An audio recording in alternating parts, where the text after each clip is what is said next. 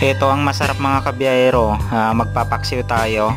So for today's video, magpapaksiw tayo ng malilit na isda or dilis, or kahit anong isda pwede naman. Ang paraan ng pagluluto natin, ibabad muna natin sa suka yung ating isda, tapos lalagyan natin siya ng ingredients na pangpaksiw, tapos babalutin natin siya sa dahon ng saging mga kabiyahero. Isasalang pala natin to sa medium heat na apoy. Pwede rin nating ihawin, sinunog or sinugba. Depende na lang kung ano yung tawag sa inyo yung ganitong luto mga kabiyahero. Medyo naalala lang natin yung mga lolo't lola natin kasi ganito sila magpaksiw nung araw. Okay, so luto na siya. Wag nyo lang masyadong tagalan mga kabiyahero kasi malilit yung isda natin, baka ma-overcook siya. Mabango yung ganitong paksiw mga kabiyahero kasi sa aroma ng sinunog na dahon ng saging. Unang bukas mo pa lang, maamoy mo na kagad yung bango ng paksiw. So tara, kain tayo mga kabiyahero.